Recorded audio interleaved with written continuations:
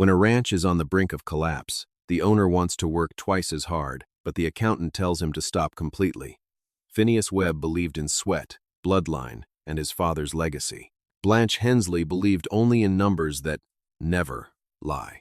The bank didn't send an evil land grabber, they sent a cold, 30-day cure notice. And to keep the dirt beneath his boots, Phineas is forced to make an agonizing choice: willingly destroy the most prestigious symbol his family ever owned. The dust on the long gravel road leading up to the Webb Ranch gate did not rise from cattle hooves, moving livestock, or the squeaking wheels of the weekly supply wagon. It came from a clean black sedan, driven by a man whose boots had never sunk into wet pasture or stepped across freshly cut clover. Phineas Webb stood at the edge of the weathered cedar porch, leaning his weight against the sun-bleached handrail. From this vantage point, 3 generations of Webb sweat lay spread out before him: 80 acres of immaculate white-fenced paddocks, the massive timber frames of the registered breeding barns, and beyond them, thousands of acres of rolling rangeland turning brittle gold beneath the unyielding, dry heat of late summer. The black car rolled to a controlled halt beside the horse trough. Julian Vance stepped out, clutching a stiff manila dossier under his left arm. Vance's face held no spite, no malice, and no villainous triumph. His posture was defined entirely by cold, professional fatigue. He had driven this 30-mile stretch of dirt road 4 times in the past 6 months, and each visit had followed an identical, predictable script of earnest promises, handshakes, and unpayable notes. "Mr. Webb," Vance said, walking up the front steps without taking off his hat. "The Regional Credit Committee convened yesterday morning in town. They formally reviewed your application for a 6-month emergency forbearance. The request was unanimously declined." Phineas did not flinch, though the sinews along his jaw pulled taut. "We've weathered 3 consecutive drought cycles, Julian. Every operation in the county took a hit on calf weight at the scales last autumn. I told your loan supervisor in person that we'd square the interest the moment the October run goes to the rail depot. The loan committee doesn't look at rainfall records, Phineas. They look at amortization schedules and cash-to-liability ratios." Vance opened the folder, extracted an official document bearing the seal of the First Territorial Bank, and extended it forward. "Your debt-to-equity ratio has passed 94%. The secondary deed of trust on the southern parcel is 60 days past due, and the operating revolver line matured 2 full weeks ago. The bank is issuing this cure notice under statutory lien rights." Phineas took the paper. The black figures sat on the crisp white page like an execution order. 30 days, Vance stated, his cadence flat and rhythmic. "On the morning of the 31st day, if the past due balance is not liquidated and your working capital restructured into an audited solvent operational plan, the bank assumes possession under the receivership clause. We will partition the deed, parcel off the water rights, and consign the livestock to the county auctioneer. We are done offering informal extensions. My grandfather cut the virgin timber for that barn with 2 hired men and a crosscut saw," Phineas said, his voice dropping an octave, heavy with 3 generations of pride. "The Webb stud line has provided breeding stock to every reputable outfit between here and the Wyoming line. We do not default on our word, and we do not surrender our brand.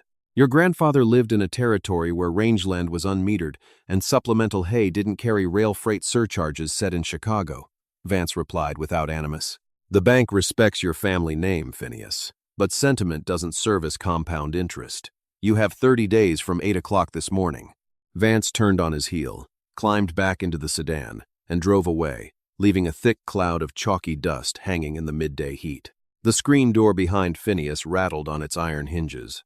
Blanche Hensley stepped onto the porch holding 3 heavy, cloth-bound ledgers against her chest.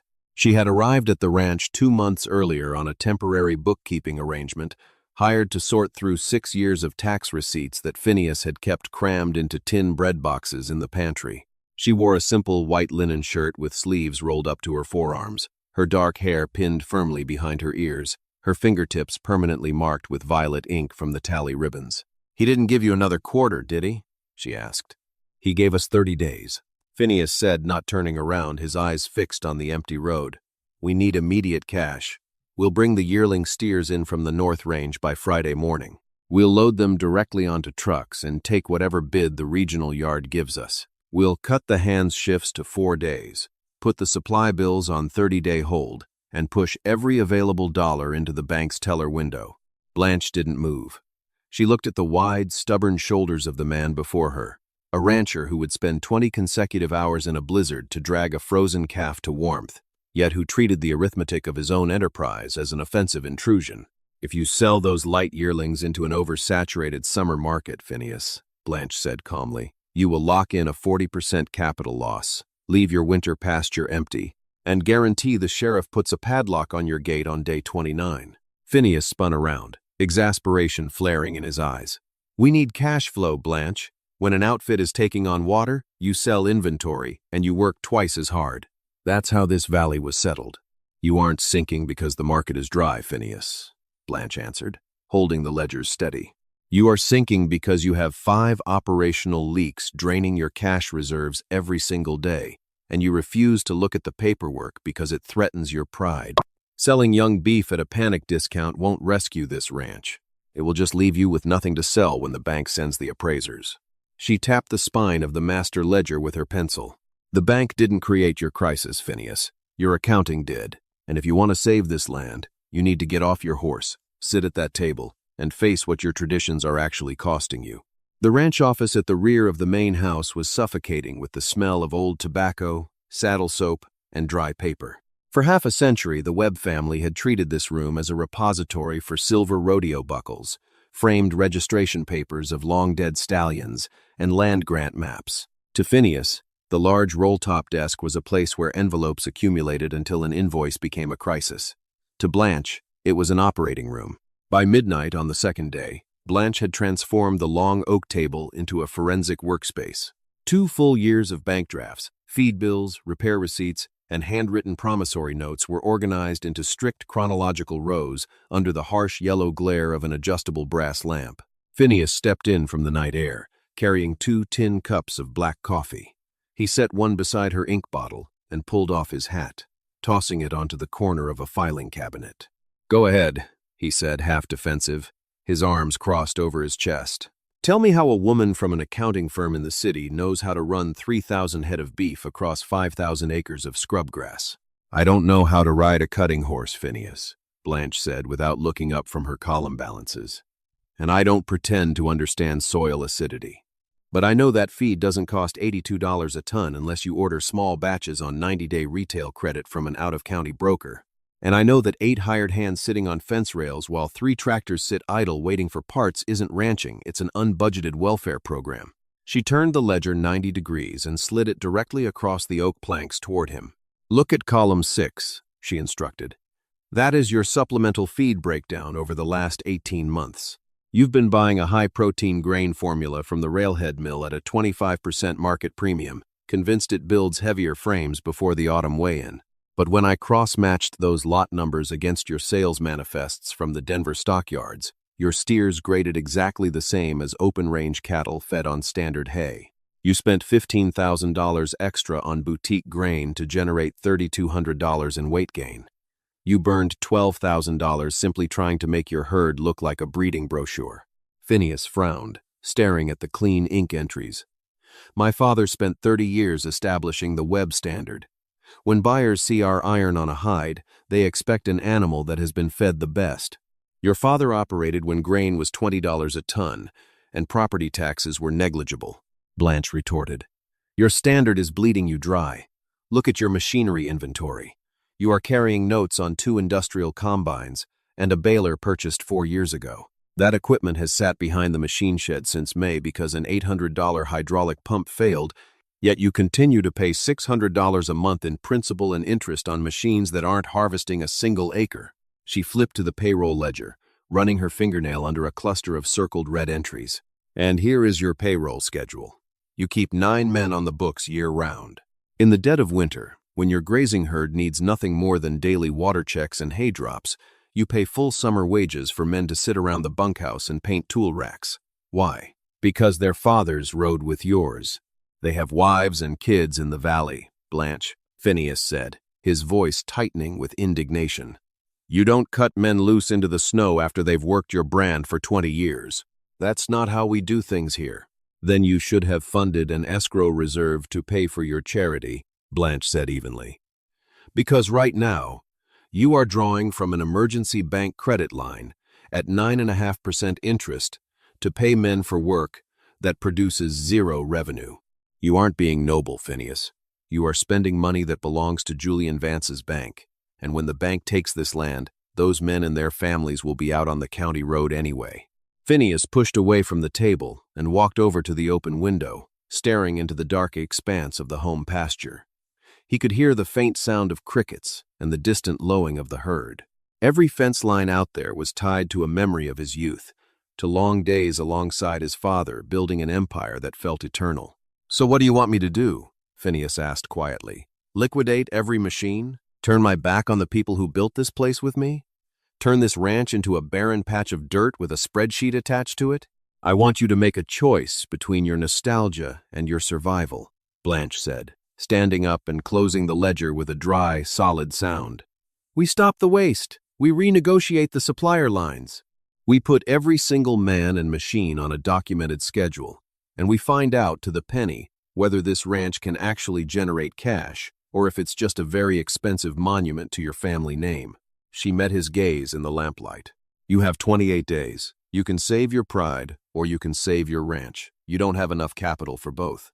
The following dawn broke cold and clear over the valley, and with the sunrise came the first real friction of the new regime. Blanche stood next to Phineas on the raised gravel apron outside the main workshop. The morning wind carried the smell of burnt diesel and frozen dew. Gathered in a semicircle before them were the ranch's 9 hands, their hats pulled low, work gloves tucked into their belts. Phineas held a timber clipboard covered with Blanche's handwritten task sheets. His voice was strained, fighting against years of habit. "Starting this morning," Phineas spoke into the chilly air, "we are changing the operational routine. All perimeter fence work will utilize salvaged cedar posts from the old holding pens, not new milled timber from the lumberyard. Supplemental grain distribution is capped at half rations, distributed exclusively according to pasture rotation density. And the repair crew will dismantle the old baler for scrap and rebuild the tractor hydraulics using reclaimed seals." A thick, hostile silence settled over the crew. Hank Miller, the senior cow boss who had worked for the Webb family since Phineas was a boy in school, stepped out from the group. He looked at Phineas with disbelief before shifting his hard gaze toward Blanche. "We don't ration feed by pasture density, Phineas," Hank said, his voice carrying the authority of 4 decades on the range. "We look at the grass, we look at the cattle, and we put the hay where they need it. That's how your father ran this valley, and that's how we've kept this stock alive through 3 droughts. And that method resulted in 45 tons of spoiled alfalfa rotting in the South Mudflats last spring," Blanche interrupted, stepping forward to the edge of the apron. "We audited the manure and waste piles in pasture 3 yesterday afternoon. You put out 5 bales per quadrant when the forage index called for 3. Over 30 days, that's $1,800 of grain trampled into the dirt." Hank's face flushed dark red under his weather-beaten skin. "I've spent 40 years working livestock, miss. I don't need a schoolteacher with a ledger telling me how much grass a cow eats." "You aren't answering to me, Hank," Blanche said, her tone level, devoid of irritation or arrogance. "You are answering to the balance sheet. If this ranch wastes 20% of its operating cash this month, the bank assumes the deed in 4 weeks. When that happens, the bank liquidates the herd to out-of-state meat packers, the land gets partitioned for subdivisions, and there won't be a bunkhouse, a kitchen, or a paycheck for anyone standing here." Hank turned back to Phineas, his voice trembling with suppressed anger. "Phineas, you letting an accountant run this crew?" Phineas felt the weight of decades of loyalty pressing down on his chest. Hank had put him on his first horse. Hank had stood beside him at his father's grave. Everything in his upbringing told him to tell Blanche to step back, to keep the peace, to maintain the illusion that the ranch was invincible. Then he looked at Blanche's calm, resolute eyes. He remembered the red numbers in the ledger, the absolute certainty of Julian Vance's 30-day notice. "Follow the task sheets, Hank," Phineas said, the words heavy and difficult. "Every bag of grain gets logged. Every hour of tractor time gets recorded. Starting today." Hank stared at Phineas for several seconds, his jaw working, before turning around and walking toward the horse pens without another word. Over the next 10 days, the ranch became an unyielding proving ground. Blanche did not remain inside the office. She walked the supply sheds with a measuring tape and inventory cards, logging every roll of wire, every spare bolt, and every drum of oil.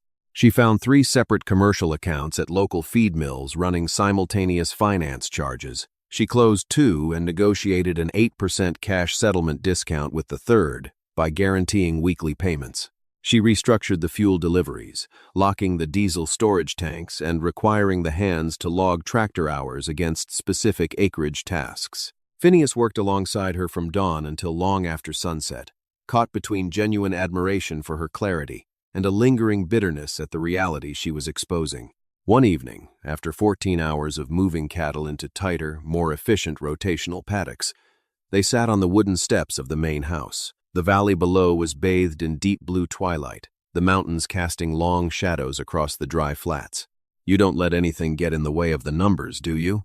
Phineas asked, passing her a canteen of well water.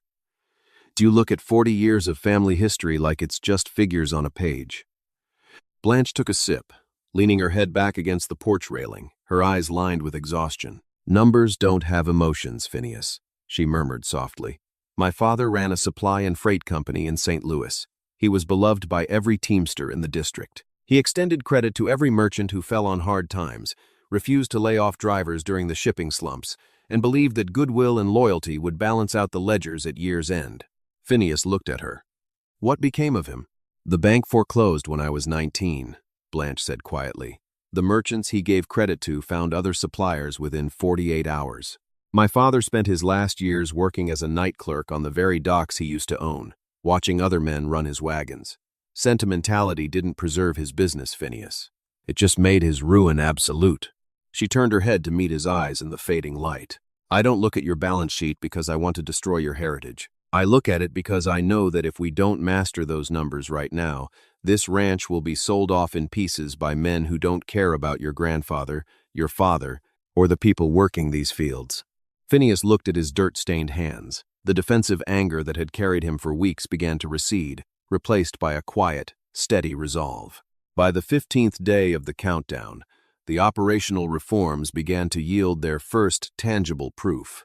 Blanche's restructuring had reduced the ranch's daily operating burn rate by nearly 35%. By consolidating supply accounts, salvaging machinery parts, and eliminating non-essential pasture feeding, she had stopped the ranch's immediate cash drain. Phineas returned from the regional livestock auction on the 16th morning, carrying an envelope containing $5,600 from the targeted sale of 35 cull cows older, barren cattle that Blanche's records had identified as consuming forage without producing annual calves. He stepped into the office, his boots heavy on the floorboards, and placed the cash directly in the center of Blanche's desk with a faint, weary smile. "The feed supplier settled for the discounted rate," Phineas said, leaning over the oak desk. "We salvaged the baler with $80 worth of scrap steel, and the cull cattle brought 4 cents above market weight. If we maintain this run through the end of the month, Julian Vance won't have a legal leg to stand on." Blanche looked at the stack of currency, but her expression remained completely neutral. She had spent the previous evening running the revised debt service models against the First Territorial Bank's cure requirements. She pulled out a fresh, unblemished summary sheet covered in precise black ink totals. "Blanche?" The smile vanished from Phineas's face. "What is it?" "The cost reductions are working. We've cut the daily drain in half."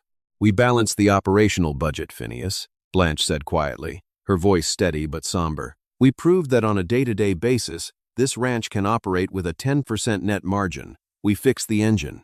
"Then what's the problem?" "The bridge is still out," she answered, pointing her pencil at the bottom of the column.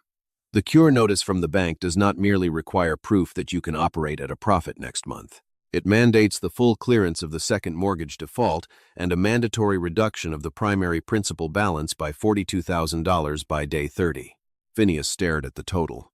"Even with our operational savings," Blanche continued, "even if we sell every market-ready yearling steer on the property next week, our total net cash generation by the 29th day will reach $14,200. "We're short," Phineas whispered, the blood draining from his face. "Nearly $30,000 short. 27,800 to be exact," Blanche said gently. "And there are no more feed lines to cut. There are no more spare parts to salvage. If we cut another dollar from the labor budget, we won't have enough men to gather the cattle off the high range." The room fell into an absolute, suffocating silence. Outside, a dry gust of wind rattled the window pane. The operational miracle had worked, but it was not enough. Arithmetic had delivered its final, unbending verdict. Cutting expenses alone could not overcome 30 years of compounded neglect. If you appreciate stories that tackle the authentic realities of labor, sacrifice, and the tough choices of rural survival, please take a quick second to leave your thoughts in the comments, hit the like button, and subscribe to the channel. It directly supports our ability to create deep, long-form narratives. The fundamental question of the 30-day deadline had shifted entirely. It was no longer a question of whether Phineas Webb could manage his ranch with modern efficiency. Blanche had proven that beyond doubt. The question had become existential. Which piece of the Webb family identity had to be sacrificed so that the land itself could survive? Phineas spent the entirety of the 17th night away from the house. At 2 in the morning, Blanche took a hurricane lantern and walked across the quiet yard toward the high-raftered breeding barn on the south hill. The barn smelled of sweet oat hay, polished leather, and clean straw. Inside the wide, whitewashed box stalls stood 16 registered Webb quarter horses, the legendary breeding stock that had defined the ranch's name for 2 generations. At the end of the aisle stood King's Ransom, a 15-hand coal-black stallion whose bloodline traced back to the foundation sires of the American Southwest. Phineas was standing inside the stall, a currycomb in his hand, steadily working down the stallion's shoulder. The horse stood calmly, his warm breath visible in the cool night air. "My father paid more for this horse's grandam than he paid for the 300 acres along the creek," Phineas said quietly, without turning around as Blanche's shadow fell across the straw. "He used to tell me that any man with a horse and a rope can push beef, but breeding stock like this gives an outfit its soul." Blanche stood at the stall gate, her hands resting against the timber latch. For 30 years, when the cattle market dropped through the floor, a single yearling foal from this barn would pay the winter taxes. Phineas continued, his voice thick with unexpressed pain. "The horse sales put the Webb brand on the cover of every breeding journal in the country. People knew our name because of what came out of these stalls." "I know," Blanche said softly. Phineas paused, the comb resting flat against the horse's dark coat. "You've already run the ledger on this barn, haven't you?" Blanche took a slow, steady breath. "The breeding program consumes $700 a month in specialized feed, registration fees, veterinary visits, and individual stall care. It ties up 70 acres of prime irrigated bottom pasture that could sustain 150 commercial cow-calf pairs, and the luxury market for show stock has dropped 40% over the last 5 years. You've been selling foals at a net loss for 3 consecutive seasons just to maintain the pedigree registry." Phineas leaned his forehead against the stallion's neck, closing his eyes. "If I sell this herd, Blanche," he whispered, "I sell the only thing my father cared about. I sell the name." "If you don't sell them, Phineas," Blanche said, stepping into the stall beside him, her voice filled with steady compassion, "the bank will take them on day 31. They won't sell them as a registered bloodline to a responsible breeder. They'll put them through the general stock auction in separate pens. King's Ransom will end up pulling a flatbed or standing in a feedlot stall for someone who doesn't even know his pedigree." Phineas stood motionless in the amber glow of the lantern. "Is there no other way?" he asked, looking down at her. "The timber parcel on the ridge? The water shares on the lower fork?" "The timber parcel has an active conservation lien that takes 6 months to clear," Blanche replied without hesitation. "And if you sell the lower water shares, your commercial cattle will have no summer pasture next August. Selling the land destroys your productive capacity permanently. Selling the horse herd clears the bank's cure notice, removes your heaviest overhead cost, and leaves you with a commercial beef operation that generates real, sustainable profit." She reached out and placed her hand over his calloused fingers on the comb.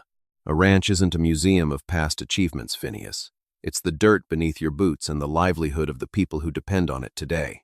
Your father built this ranch to give his family a future, not to trap you in his past."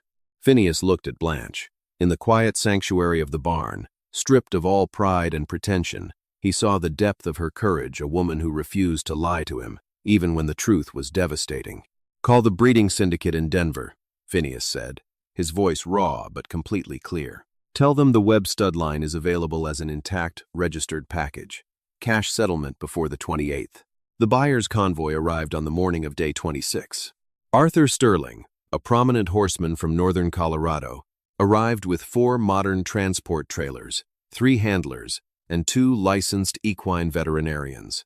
The process was methodical, clinical, and completely devoid of sentiment. Phineas stood at the main paddock gate, taking the lead shanks himself. One by one, he led the broodmares, the spring foals, and the young stock down the dirt path and up the wooden ramps into the darkened trailers. The entire ranch crew stood along the fence line in absolute silence. Hank Miller stood with his arms folded across his chest, his hat pulled down low over his eyes. Not a single man spoke. The crew finally understood the true cost of their continued employment. They knew their boss was selling his family pride to keep the ranch from collapsing beneath their feet. Finally, Phineas led King's Ransom from the stable.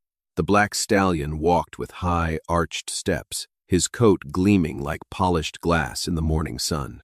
At the base of the transport ramp, the horse stopped, threw his head up, and let out a piercing, defiant whinny that echoed off the timber ridges across the entire valley. Phineas didn't look down. He ran his hand firmly down the stallion's nose one last time, walked him up into the stall, and stepped out. The heavy steel door swung shut, and the latch dropped with a final, echoing metallic thud.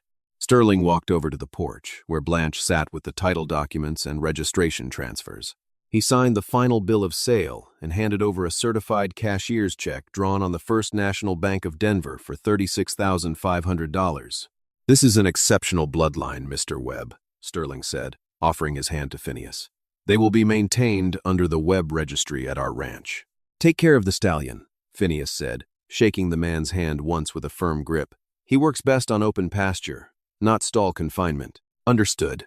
The transport trucks turned down the driveway, their engines roaring as they shifted gears, leaving behind a long trail of pale dust that slowly dissipated in the mountain wind. Phineas walked slowly over to the porch steps and sat down, looking out over the empty paddocks.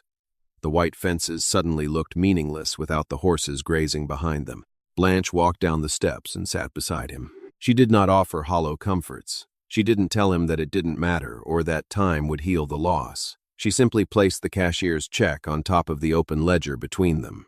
"You acted like a true steward of this land, Phineas," she said quietly. Phineas stared at the check. "It feels like I tore the heart out of this place, Blanche." "You didn't tear the heart out," she replied, her shoulder resting gently against his. "You cut away the weight that was dragging the whole ranch to the bottom. Tomorrow morning this land belongs to you, not the bank." The 30th morning broke cold and still over the valley.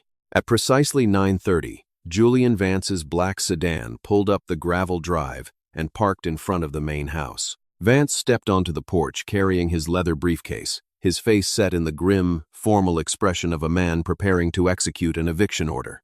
Phineas opened the door. "Come inside, Julian."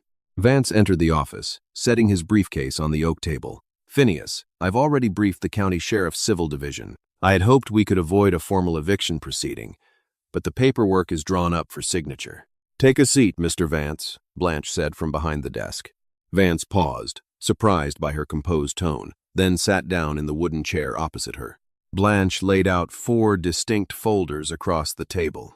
The first was the certified cashier's check for $36,500, fully clearing the second mortgage default and reducing the primary operational revolver well below the bank's mandated safety ceiling. The second was a detailed 24-month operational cash flow statement backed by 60 days of verified receipts, showing a sustained monthly net operating surplus of $1,500.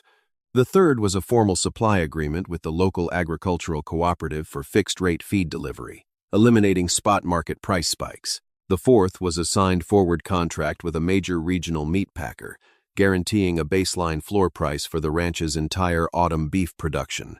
Vance picked up the check. He checked the watermark, the issuing bank's stamp, and the endorsement signature. Then he put on his reading glasses and spent 25 minutes examining Blanche's spreadsheets line by line, column by column. The only sound in the room was the rhythmic ticking of the mantel clock and the dry rustle of turning pages. Finally, Vance looked up, removing his glasses and looking directly at Phineas. "You liquidated the registered horse herd."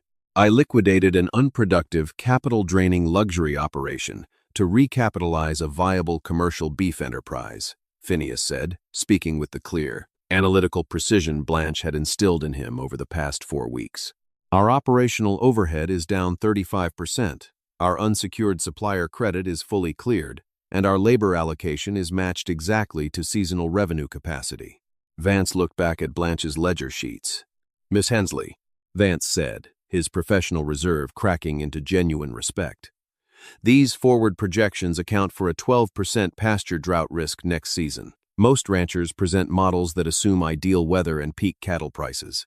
I don't build financial models on wishful thinking, Mr. Vance," Blanche replied evenly. "Those numbers represent the absolute worst-case scenario. And even under those conditions, the Webb Ranch will service its primary mortgage on time and maintain a 2-month emergency reserve." Vance leaned back in his chair, studying the two of them. He was no longer dealing with a desperate, pride-blind rancher clinging to a failing tradition. He was dealing with an exceptionally disciplined agricultural business operating on ironclad fundamentals. The First Territorial Bank has no desire to manage real estate or liquidate solvent producers, Vance said, opening his briefcase and pulling out the official release documents. "The cure notice is formally satisfied and closed. I will submit an immediate recommendation to the Executive Board that your primary operational line be renewed for a 3-year term at prime interest." He signed the release, pushed the carbon copies across the table to Phineas, and stood up. "Good day, Mr. Webb, Miss Hensley." As Vance's car disappeared down the road for the last time, Phineas held the signed release in his hands. The 30-day clock had run out, and the Webb Ranch was free. 2 months later, the first heavy snow of winter had blanketed the entire valley in thick, pristine white. The Webb Ranch looked different now. The white breeding barns had been renovated into clean, efficient winter feeding stalls for the commercial beef herd. The machinery yard was orderly and quiet, every tractor and implement serviced, oiled, and stored under protective roofs. Inside the ranch house, the stone hearth held a roaring wood fire that filled the room with dry, crackling warmth. Blanche sat at the large oak desk, working on the operational projections for the coming spring calving season. The pages before her were neat, balanced, and solvent. The front door opened, letting in a gust of cold mountain air. Phineas walked in, stomping the snow from his heavy leather boots. He hung his full coat on the iron peg by the door and walked across the room toward the desk. He did not carry a handful of unread bills.